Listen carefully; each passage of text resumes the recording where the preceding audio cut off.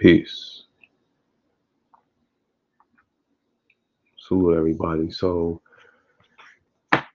been noticing that a lot of people are complaining that when shows are being moved from a free platform, um, like Netflix, and when I say free or loose rather, meaning the gore of things.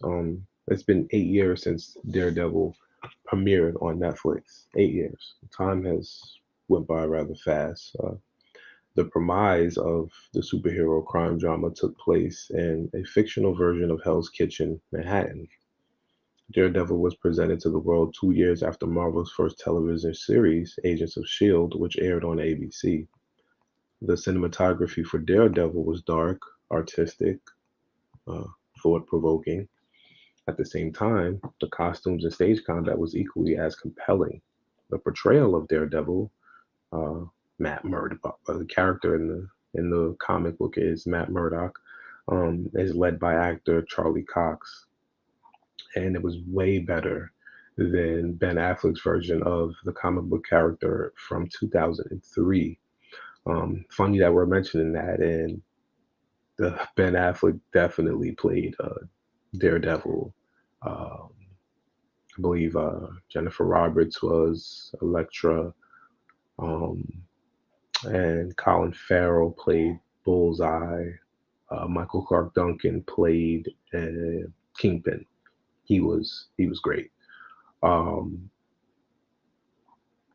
Charlie Cox's character was relatable, insightful, vulnerable, edgy, and completely willing to dish out a series of beatdowns in any situation. In many ways, he was just as broken mentally as he was from a physical standpoint.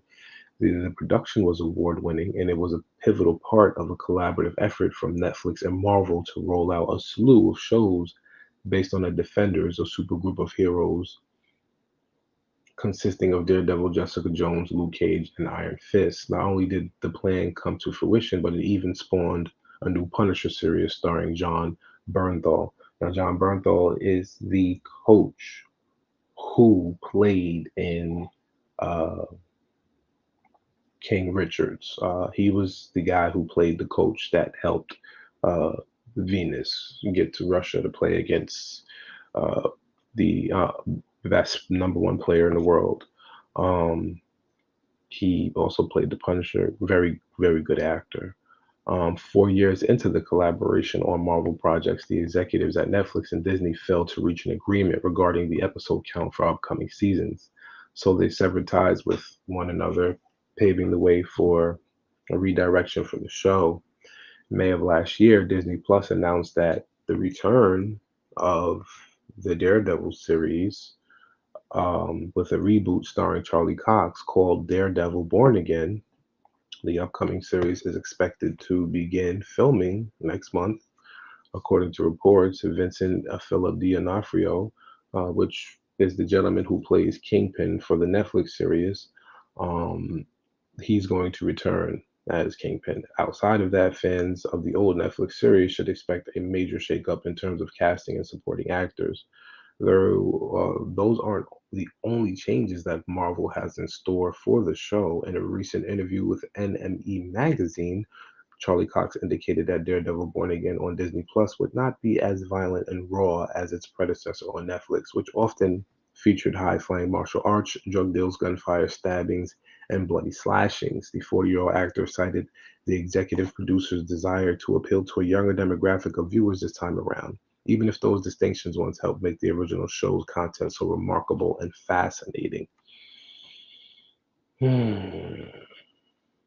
Wow.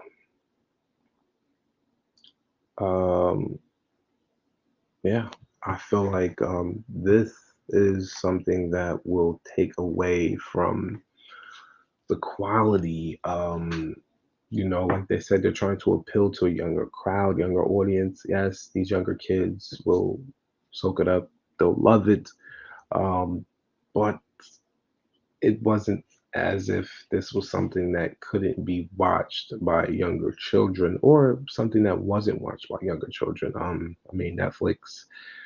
pretty much allowed Marvel to have the floor as far as being graphic and being creative and showing us the reality of a superhero living in Hell's Kitchen, Manhattan, fighting crime in New York City. It's pretty, like, like, it's reality, so taking the gore, the violence, the blood, the drug dealing, the shootings, the stabbings, the tone of language, taking these things away can kind to, it, in terms, it strips the core of what makes it, or what made it such a great series for this first, I believe, 2 or 3 seasons. um so we'll definitely have the opportunity to sit back and watch this. I look forward to seeing it. And I will definitely be back with more reviews to let you guys know how everything goes. I hope Disney Plus doesn't ruin this. I hope they don't mess it up. I'm trying to figure out what would be an issue for them to have not reached an agreement between Netflix um, and Marvel. They're saying something about episodes, the episode count. I'm pretty sure when it comes to Netflix, as far as an episode count, I don't want to say it was Netflix's fault why they couldn't reach an agreement for an episode count. I do know that usually when it comes to Netflix, they usually do 8 or more. Um, I have not been paying attention to Disney Plus. Don't really care to. I know She-Hulk and all these other things are on there, but I'm the type of person that likes to deal with reality. So I know when watching Disney Plus, because it's more family based, children based, there's not going to be that graphic content that will bring out the reality and the situations that I'm looking for in my favorite Marvel and favorite comic book shows. So, which is another reason why I love Titans. Titans is HBO Max. They did have it on a DC app, which they launched it on for the first season, but the first and second season actually was launched on first, second, maybe first, second, and third, or first and second season was launched on